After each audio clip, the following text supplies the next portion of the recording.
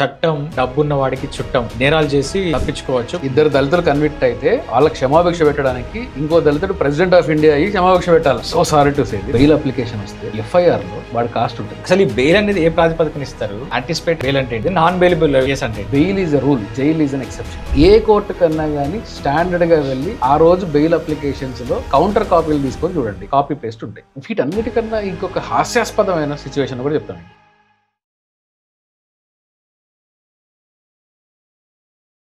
మీ సినిమాలో 23 సినిమాలో కూడా మనకు ఒక పాయింట్ కనిపిస్తుంది, చట్టం డబ్బున్న వాడికి చుట్టం. అవును, డబ్బున్నవాడు ఈజీగా చట్టం నేరాలు చేసి తప్పించుకోవచ్చు. బట్ డబ్బు లేని వాడు, తక్కువ కులం వాడు, వెనుకబడిన కులం నుంచి వచ్చిన వాళ్ళు పర్పెచువల్గా కంటిన్యూస్గా దాంట్లో నలిగిపోవాలనేది ఆ సినిమా కాన్సెప్ట్. బయట కూడా మనం చూస్తే అదే కనిపిస్తుంది.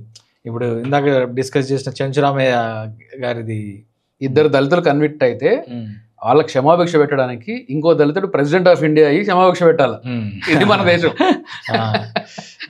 దాని మీద నా ఫ్రెండ్ డాక్టర్ కార్తిక్ నవ్యాన్ అని అడ్వకేట్, ఈ wrote a very wonderful article. Okay, first అతనే పాయింట్ చేసిన ఇది అతను కంపేర్ చేసి చెప్తాడు ఆర్టికల్లో, ఈ వీళ్ళందరికీ న్యాయం ఎట్లా జరిగింది, ఈ షెడ్యూల్ కాస్ట్లని మళ్ళా క్షమాభిక్ష పెట్టడానికి ఇంకొక దళితుడు తీసుకొని వచ్చి చేయాలా, కానీ వీళ్ళు మాత్రం అంత కాంట్రరీ. అదే పక్కన చుండూరులో జరిగిన ఇష్యూలో అందరూ ఎక్విట్ అవుతారు. ఎవరు మరి చంపింది ఎవరు? ఆన్సర్ లేదు. ముక్కలుగా నడిచి గోన్ సంచిలో కట్టినారు కదా, మరి ఎవరు చంపినారు వీళ్ళని? So nobody killed Dalits of Chunduru. ఏం సిస్టమ్ ఎట్లా రన్ అవుతుంది? ఎంత డిస్పారిటీ ఉంది. మీకు ఒక ఎగ్జాంపుల్ చెప్తాను, లైవ్ ఎగ్జాంపుల్. నేను అని చెప్తాను. దేర్ వాజ్ సమ్ చిన్న ఒక ఇష్యూ జరిగింది, థెఫ్ట్ ఇష్యూ జరిగింది. ఆ థెఫ్ట్ ఇష్యూలో నాకు బాగా కావాల్సిన వాళ్ళు అంటే, సరే నాకు ఆ పోలీస్ స్టేషన్లో ఎస్హెచ్ఓ, నాకు అప్పుడు ఎస్హెచ్ఓ పరిచయం. నాకు నేను ఫోన్ చేసి మాట్లాడుతున్నా, సరే మనం సాయంత్రం కలుద్దాం, చాలా రోజులు అయింది కదా అనుకున్నాం. సరే కలిసినాం సాయంత్రం. మాటల్లో నాకు ఎప్పటి నుంచో పరిచయం ఉన్న వ్యక్తి మాటల్లో నాతో ఏమన్నాడంటే, ఈ పలానా బంగారం దొరికిపోయింది అని చెప్పాడు. ఆ ఇచ్చిన వ్యక్తి ఎవరు అంటే, బంగారం తీసుకొని వచ్చి ఇచ్చిన వ్యక్తి ఎవరు అంటే, యాక్చువల్గా బంగారం పొడగొట్టుకున్నారు వీళ్ళు. థెఫ్ట్ అని అనుకున్నారు కానీ, థెఫ్ట్ కేసుగా అనుకున్నారు కానీ సస్పెషన్, యాక్చువల్ పొడగొట్టుకున్నారు వీళ్ళు. ఆ బంగారం తీసుకొని వచ్చి ఇచ్చిన వ్యక్తి ఒక ముస్లిం. ఈ ఎస్హెచ్ఓ నాకన్న మాట ఏంటో తెలుసా, తను ముస్లిమే కానీ మంచోడండి, ముస్లిమే కానీ మంచోడండి అని ఒక ఎస్హెచ్ఓ అంటున్నాడు. అంటే నేను అన్న, అంటే ముస్లిం మంచోళ్ళు కదా అన్న. అంటే అట్లా కాదు, అంటే క్రైమ్లు ఎక్కువ ఉంటారు కదా అన్నాడు. అంటే మరి క్రైమ్లో ఉండే వీళ్ళందరూ ఉన్నారు కదా, నాన్ ముస్లిమ్స్ ఉన్నారు కదా, వాళ్ళందరినీ నువ్వు ఎప్పుడన్నా హిందువే కానీ మంచోడండి అని అన్నావా అన్న. అంటే రేషియో ఎవరికి ఎక్కువ ఉంది? హిందువుకి ఎక్కువ ఉందా, ముస్లింస్కి ఎక్కువ ఉందా? అంటే జైళ్ళల్లో కన్విక్షన్ రేటు ముస్లిమ్స్కి ఎక్కువ ఉంది, క్రైమ్ రేట్లో హిందువులు ఎక్కువ ఉన్నారు, నాన్ ముస్లిమ్స్ అట్లీస్ట్. మరి ఎందుకని లేదు నువ్వు అంటే, నా మైండ్ సెట్ ఎట్లుందో చూడండి. ఇదే సేమ్ ఒక బెయిల్ అప్లికేషన్ వస్తే, I'm so sorry to say this, ఇది కొంతమంది జడ్జిలు ఎట్లా తీసుకుంటారో దీన్ని నాకు తెలియదు. నా పరిచయం జడ్జిలు కూడా బహుశా ఈ టాక్ షో చూస్తే ఫీల్ అవ్వచ్చేమో, కానీ నిజాన్ని చెప్పి తీరాలి. ఒక బెయిల్ అప్లికేషన్ వస్తే ఎఫ్ఐఆర్లో వాడి కాస్ట్ ఉంటుంది, అక్యూజ్డ్ పర్సన్ కాస్ట్ ఉంటుంది. అది చూసి రిజెక్ట్ చేసిన వాళ్ళు కూడా ఉన్నారు. ఓకే, అంటే అప్రిహెన్షన్ ఏంటి, దొంగతనం కేసా, వీడు చేసి ఉంటాడు. అదే ఒక పవర్ఫుల్ కమ్యూనిటీ వ్యక్తి పొద్దున అరెస్ట్ అయితే అవుట్ ఆఫ్ ద బాక్స్ వెళ్ళి సాయంత్రం కల్లా బెయిల్ ఇచ్చిన దాఖలాలు కూడా మన స్టేట్లో ఉన్నాయి. బెయిల్ అప్లికేషన్ లేకుండా బెయిల్ ఇచ్చిన రోజులు కూడా ఉన్నాయి. అరే మీరు బెయిల్ గురించి మాట్లాడుతున్నారు కాబట్టి, అప్పట్లో మనకు బాలకృష్ణ గారు ఒక కేసులో ఇరుక్కున్నారు. మన ప్రొడ్యూసర్ బెల్లంకొండ సురేష్ ఫైరింగ్, ఇంకెవరు హారోస్కోప్ చూసి ఒక తను ఫైర్ చేశారని చెప్పేసి బాలకృష్ణ గారు కోర్టుకు కూడా హాజరు కాకుండా కేర్ హాస్పిటల్లో జాయిన్ అవుతారు. అండ్ నైటే యాక్చువల్గా Saturday or Sunday some holiday, అది నైటే జడ్జి దగ్గరికి వెళ్ళి వాళ్ళ ఇంట్లో వెళ్ళి అక్కడ యాంటిసిపేటరీ బెయిల్ తెచ్చుకుంటారు అని ఉంటుంది. బట్ చాలామంది మనం దళిత్స్ని కానీ ఆదివాసీస్ని కానీ చూసుకుంటే, మనం సెంట్రల్ ఇండియాలో చాలామంది ఆదివాసీలను చూసుకుంటే, వాళ్ళు అసలు ఏ తప్పు చేశారు, ఏ నేరం కింద వాళ్ళు జైల్లో ఉంటున్నారు, ఎన్ని సంవత్సరాలు ఉంటున్నారు, ఎన్ని సంవత్సరాల తర్వాత వాళ్ళు బయటకు వెళ్తారు అనేది కూడా వాళ్ళకి క్లారిటీ ఉండదు. సో ఇక్కడ నాకు క్వశ్చన్ ఏంటి అని అంటే, అసలు ఈ బెయిల్ అనేది ఏ ప్రాతిపదికన ఇస్తారు? అసలు యాంటిసిపేటరీ బెయిల్ అంటే ఏంటిది, నాన్ బెయిలబుల్ కేసు అంటే ఏంటిది? అసలు నాన్ బెయిలబుల్ సిఆర్పిసిలో bailable, non bailable, cognizable, non cognizable, compoundable, non compoundable ఇలాంటి పదాలు ఉంటాయి. అవును. Two technical. బెయిల్ దేనికి ఇస్తారంటే ఇప్పుడు ప్రజెంట్ లా ఇవాల్వ్ అయిన లా ఏంటంటే మీరు చాలాసార్లు వినుంటారు, bail is a rule, jail is an exception. అంటే ప్రతి ఒక్క అక్యూజ్డ్ పర్సన్కి కూడా బెయిల్ అనేది బై డిఫాల్ట్గా అతని హక్కులాగా రూల్ లాగా పరిగణించాలి. మీరు బెయిల్ అప్లికేషన్ కోర్టులో వేసిన తర్వాత జడ్జి చూడాల్సిన విషయం ఏంటి అంటే ఇతనికి బెయిల్ ఇవ్వాలా లేదా అని కాదు. అంటే ఇతన్ని జైల్లో ఉన్నాడు కదా బయటకు వదిలిపెట్టాలా అని కాదు, జైల్లో పెట్టడానికి కారణాలు ఏంటి అని చూడాలి. Thin line of difference. ఎందుకని అక్కడ రూల్ ఇతను వదిలిపెట్టడం. సో జడ్జి మైండ్ ఎట్లా ఉండాలంటే ఇతను నేను వదిలిపెట్టాలి అనే మైండ్ సెట్లో జడ్జి ఉండాలి, వదిలిపెట్టాలి అనే మైండ్ సెట్ని జడ్జిని లీడ్ చేయాలి. కానీ మన దగ్గర అట్లా ఉండదు. ఇవన్నీ పుస్తకాల్లో ఉంటాయి, సుప్రీంకోర్టు జడ్జిమెంట్లో ఉంటాయి. యాక్చువల్గా ఒరిజినల్ జ్యూరిస్డిక్షన్ కోర్ట్స్కి వచ్చేసరికి ఏమవుతుందంటే బెయిల్ తెచ్చుకోవడం అనేది చాలా ఇబ్బందికరమైన పరిస్థితులు ఉంటాయి. ఇప్పుడు ప్రజెంట్ వచ్చిన హిందీ చట్టాల్లో అయితే నేను దాన్ని బిఎన్ఎస్ని వీటిని హిందీ చట్టాలు అంటాను. ఈ హిందీ చట్టాల్లో అయితే బెయిల్ ఇవ్వడం అనేది మరీ సార్ ఇంకా దారుణమైన సిచ్యువేషన్లోకి నెట్టేసినారు. బెయిల్ ఇవ్వడానికి గల బెయిల్ ఇవ్వాలి అన్నప్పుడు పరిగణించాల్సిన విషయం ఏంటి అంటే ఇతన్ని జైల్లో పెట్టడానికి గల కారణాలు ఏంటి. పోలీసు వాళ్ళు ఏం చేస్తారంటే మీరు ప్రాసిక్యూషన్లో మీరు సింపుల్గా ఎప్పుడన్నా టైం ఉన్నప్పుడు ఏదైనా కోర్టుకి వెళ్ళినా కానీ ఆ రోజు ఏ కోర్టు అన్నా ర్యాండమ్గా I challenge any prosecution, A court కన్నా కానీ స్టాండర్డ్గా వెళ్ళి ఆ రోజు బెయిల్ అప్లికేషన్స్లో కౌంటర్ కాపీలు తీసుకొని చూడండి, కాపీ పేస్ట్ ఉంటాయి. ఏంది కాపీ పేస్ట్ అంటే ఇతన్ని వదిలేస్తే ఇతను విట్నెస్ని ట్యాంపర్ చేస్తాడు, ఇతను ఎవిడెన్సెస్ని అవాయిడ్ చేస్తాడు, ఇతను సిటీ వదిలి పారిపోతాడు, ఇతను ఇవన్నీ చేస్తాడు కాబట్టి ఇతనికి బెయిల్ ఇస్తే కేసు ముందుకు జరగదు, ఇలాంటివి కాపీ పేస్ట్ కౌంటర్లు ఉంటాయి.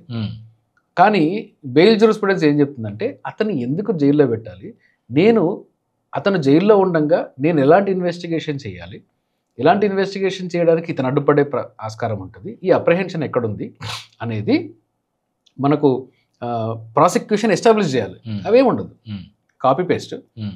పూర్ మెజిస్ట్రేట్స్ వాళ్ళు పాపం ఏం చేస్తారు, కాపీ పేస్ట్ అయినా కానీ ఏ కేసు ఆ కేసు డిఫరెంటే కదా, అలా ఏం చేస్తారు. లా ఏం చెప్తుంది ఇక్కడ బెయిల్ ఇవ్వడానికి సుప్రీంకోర్టు జడ్జిమెంట్లు చట్టం ఏం చెప్తుంది, ఇతనికి బెయిల్ ఇవ్వడం అనేది రూల్ అని చెప్తుంది. కానీ కాంట్రరీ పోలీసు వాళ్ళు ఇతన్ని కస్టడీ తీసుకొని ఇన్వెస్టిగేషన్ చేసుకోవచ్చు అనేది ఉంది. ఇంతకుముందు 15 రోజులు మాత్రమే ఉండేది.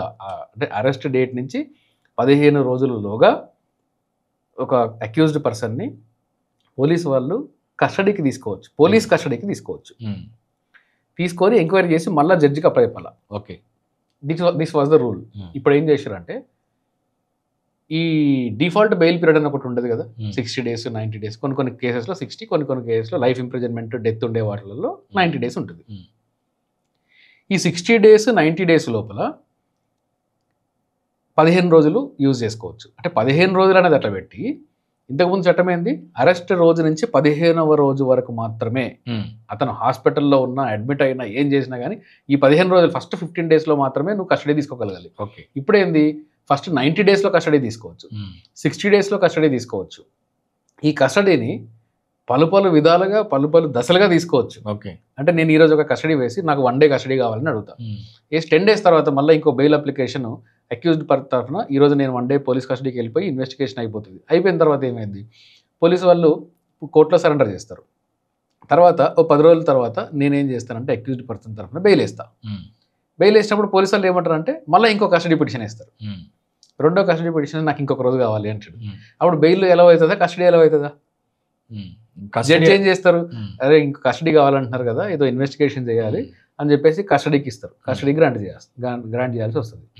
అంటే బెయిల్ని నిరాకరించాలి, ఎన్ని విధాలుగా నిరాకరించవచ్చో పవర్లెస్ పర్సన్కి ఆ విధంగా కొత్త హిందీ చట్టాన్ని డిజైన్ చేసి మన మీద రుద్దినారు. ఓకే, సో ఇప్పుడు బెయిల్ తీసుకోవడం అనేది దాదాపు అసాధ్యంలాగా మారిపోయింది. అందుకని కొంచెం ఏదో ఇన్ని దారుణాల్లో ఒక మనకు ఏదో క్రియేట్ చేసినట్టు 41A CRPC అనేది ఉన్న ఒకటి సుప్రీంకోర్టు లేదు. 41A CRPCలో మీకు ఖచ్చితంగా 7 years కన్నా తక్కువ ఉండే అఫెన్సెస్, అంటే ఒకవేళ నీకు కన్విక్షన్ పడ్డా కానీ 7 సంవత్సరాల కన్నా తక్కువ కన్విక్షన్ ఉన్న కేసెస్లో బై డిఫాల్ట్గా 41A స్టేషన్ బెయిల్ అంటారు కదా, ఈ స్టేషన్ బెయిల్ ఇవ్వాలి అని చెప్పేసి సుప్రీంకోర్టు జడ్జ్మెంట్స్. ఓకే. ఇది ఇచ్చిన తర్వాత కూడా లెస్ దెన్ 7 years అఫెన్సెస్లో పోలీసు వాళ్ళు తీసుకొని వచ్చి అరెస్ట్ చేసి మ్యాజిస్ట్రేట్ ముందు పెడతారు. ఆ మ్యాజిస్ట్రేట్ కూడా మత లేకుండా జ్యుడిషియల్ రిమాండ్కి పంపించేసినారు. ఇలా పంపించిన మ్యాజిస్ట్రేట్ గారిని ఏంది 7 years కన్నా తక్కువ ఉండే పనిష్మెంట్లో పంపించిన రిమాండ్కి పంపించిన మ్యాజిస్ట్రేట్ని, అరెస్ట్ చేసిన ఇన్స్పెక్టర్ని, ఇద్దరు మీద కూడా కంటెంప్ట్ ఆఫ్ కోర్టులో కన్విక్షన్ పడ్డది. ఓకే. మన తెలంగాణ హైకోర్టే వీళ్ళిద్దరు కంటెంప్ట్ చేసినారు, సుప్రీంకోర్టు ఆర్డర్స్ని వైలేట్ చేసినారు వీళ్ళు అని చెప్పేసి, ప్రొసీజర్ ఫాలో కాలేదని చెప్పేసి ఇల్లీగల్గా అరెస్ట్ చేసినారు. ఎస్ఐ అరెస్ట్ చేస్తాడు, SHO అరెస్ట్ చేస్తాడు, మ్యాజిస్ట్రేట్ జైలుకి పంపించేస్తుంది. సో ఇవన్నీ తప్పు అని చెప్పి మన ఐ థింక్ జస్టిస్ రాధారాణి గారు అనుకుంటా ఓకే కన్విక్టెడ్ కంటెంప్ట్లో. ఓకే. వీటన్నిటికన్నా ఇంకొక హాస్యాస్పదమైన సిచ్యువేషన్ కూడా చెప్తాను మీకు. ప్రపంచంలో వెస్టర్న్ సొసైటీస్లో కొంచెం మెచ్యూర్డ్ డెమోక్రసీ అనుకున్న ఎక్కడైనా కూడా అరెస్ట్ ఎలా జరుగుతుంది అంటే రీజనబుల్ గ్రౌండ్స్ మీద జరుగుతుంది. ఓకే. అంటే కన్విక్షన్ పడే అంతటి ఎవిడెన్స్ అవసరం లేదు, కానీ ఇతనే క్రైమ్ చేశాడు, ఫర్ ఎగ్జాంపుల్ మర్డర్ కేసు అయినా కానీ పలానా వ్యక్తి సస్పెక్ట్ ఉన్నాడు, ఈ సస్పెక్టే మర్డర్ చేసి ఉండొచ్చు, పరిణామాలన్నీ ఈ సస్పెక్ట్ మర్డర్ చేయడానికి దారితీస్తున్నాయి, ఈ పరిణామాల వల్ల ఆ రోజు అతను ఈ ప్రదేశంలో ఉన్నాడు, ఈ ప్రదేశం నుంచి ఇంకొక దగ్గరికి వెళ్ళినాడు, ఆ మిస్సింగ్ గ్యాప్ మాకు కనిపించట్లేదు, కాబట్టి మేము ఇతన్ని ఇన్వెస్టిగేట్ చేయాలనుకుంటున్నాము, ఇతను అక్కడ ఉన్నాడు కాబట్టి, ఆ రోజు అతను అక్కడ ఉండడానికి వేరే రీజన్ ఏం లేదు కాబట్టి, విక్టిమ్ కూడా అక్కడే ఉన్నారు కాబట్టి, ఇతనే చంపాడు అనడానికి కొంతమంది ఐ విట్నెస్లు ఇలా చెప్పారు కాబట్టి వీ హ్యావ్ టు ఎంక్వైర్. ఈ రీజనబుల్ గ్రౌండ్స్ని తీసుకొని ఎస్టాబ్లిష్ చేసి అరెస్ట్ చేయాలి. ఇండియాలో అరెస్ట్ ఎట్లా చేస్తారు తెలుసా? 41 చదవండి ఒకసారి. ఒక ఇన్వెస్టిగేషన్ ఆఫీసర్కి రీజనబుల్ సస్పిషన్ ఉంటే చాలు. ఓకే. అంటే నా అనుమానం ఉంటే, నేను ఇన్వెస్టిగేషన్ ఆఫీసర్ని అనుకోండి, నాకు అనుమానం వస్తే నేను అరెస్ట్ చేస్తా. రాజ్యాంగంలో ఎక్కడుంది నీ అనుమానానికి నన్ను అరెస్ట్ చేయడం ఏంది? ఏముండాలంటే లాంగ్వేజ్ ఏంటంటే రీజనబుల్ సస్పిషన్ ఉంటే చాలు. ఓకే. రీజనబుల్ కంప్లైంట్ ఉండాలా, ఆ కంప్లైంట్ బేసిస్ కాగ్నిజబుల్ అఫెన్స్ అయి ఉండాలి ఆ కంప్లైంట్, అండ్ నాకు సస్పిషన్ ఉండాలి, అంటే నాకు అంటే ఇన్వెస్టిగేషన్ ఆఫీసర్కి సస్పిషన్ ఉండాలి. ఈ సస్పెషన్ బేసిస్ మీద నేను ఎవరినైనా అరెస్ట్ చేస్తా. ఇది చట్టం. ఇప్పుడు ఇది పాత సిఆర్పిసిలు ఉంది కదా, కొత్త హిందీ చట్టాన్ని తీసుకొని వచ్చారు కదా, దానికి హిందీ పేరు పెట్టినారు కదా, కానీ ఇంగ్లీష్ చదువుకుంటే తెలిసి ఉండేది. ఈ రీజనబుల్ సస్పిషన్ అనే పదాన్ని తీసి రీజనబుల్ గ్రౌండ్ అని పెట్టారనుకోండి ఆ చట్టంలో, పోలీసు వాళ్ళు అరెస్ట్ చేయడం కుదురుతుందా? హ్యూమన్ రైట్స్ వైలేషన్ ఎంత ఆగిపోద్ది? నువ్వు గ్రౌండ్ అనేసరికి ఒక ప్రొసీజర్ స్టార్ట్ అయిపోతుంది. గ్రౌండ్ అంటే ఏంటిది, నువ్వు ప్రైమ్ ఆఫీస్ ఏం ఎస్టాబ్లిష్ చేయాలా, అరెస్ట్కి కావాల్సిన రీజన్స్ ఎట్లా ఎస్టాబ్లిష్ చేయాలా అనేది ఒక ప్రొసీజర్ లేడౌన్ అవుతుంది దానికి. ఈ యొక్క పదం వల్ల ఇల్లీగల్ అరెస్ట్లు ఆగిపోతాయి, కానీ చెయ్యరు. వెస్టర్న్ సొసైటీ ఒకవేళ ఈ లా లాంగ్వేజ్ని కానీ చూస్తే నవ్వుతారు. ఎవరన్నా చూసినవరన్నా లేదు నాకు తెలియదు, కానీ నాకైతే అట్లా వేరే కంట్రీస్లో ఉండే లాని చూసిన తర్వాత నాకైతే అట్లా అనిపిస్తుంది. Okay. So anticipatory bails, regular bail, station bails, ఇవన్నీ కూడా ఆన్ వన్ హ్యాండ్ ప్రివిలేజ్డ్ కమ్యూనిటీస్కి, ప్రివిలేజ్డ్ పర్సన్స్కి చాలా ఈజీ యాక్సెస్లో ఉంది అనడం అనేది నిజం, వాస్తవం. ఓకే. ఈజీ యాక్సెస్లో ఉంటుంది, మిగతా వాళ్ళకి అంత ఈజీ యాక్సెస్ లేదు. స్టేషన్ బెయిల్ తీసుకోవడానికి కూడా నాకు చాలామంది చెప్పిన విషయం ఏంటంటే 498లో స్టేషన్ బెయిల్ తీసుకోవడానికి 50,000 లంచం ఇచ్చిన వాళ్ళు కూడా తెలిసినారు. ఓకే. అసలు యాక్చువల్లీ రైట్, అది అరెస్టే లేదు. Okay. As on today there is no arrest. Okay. 498 cases there is no arrest. But చాలా మంది అరెస్ట్ అవుతారు కదా. అరెస్ట్ అయిన వాళ్ళు, అరెస్ట్ చేసిన వాళ్ళు, రిమాండ్కి పంపించిన వాళ్ళు ఇద్దరు జైలుకి కూడా పోయినారు కదా, అంటే కన్విక్షన్ పడ్డది కదా. ఇప్పుడు చేయట్లేదు. 498A అంటే డొమెస్టిక్ వైలెన్స్, గృహహింస చట్టం. దానిలో అరెస్ట్ చేసి జైలుకి పంపబడి ఇంతకుముందు ఉండేది. ఇప్పుడు అర్నేష్ కుమార్ జడ్జిమెంట్ తర్వాత okay less than 7 years punishment కాబట్టి అరెస్ట్ లేదు, దాదాపుగా అరెస్ట్ చేయట్లేదు. ఓకే. ఎక్కడో 2-3 ఇన్స్టెన్సెస్ ఉన్నాయి, నాకు కూడా తెలుసు. ఒక దాంట్లో కంటెంప్ట్ కూడా చేసినాం మేము. అట్లా అరెస్ట్ 498లో చేసిన వాళ్ళ మీద కంటెంప్ట్, అరెస్ట్ చేసిన SHO మీద అండ్ రిమాండ్కి పంపించిన మ్యాజిస్ట్రేట్ మీద కూడా కంటెంప్ట్ నోటీసెస్ కూడా ఇష్యూ చేసింది హైకోర్టు. సో అది రాంగ్. యాజ్ ఆన్ టుడే చేయకూడదు, తప్పు. ఓకే.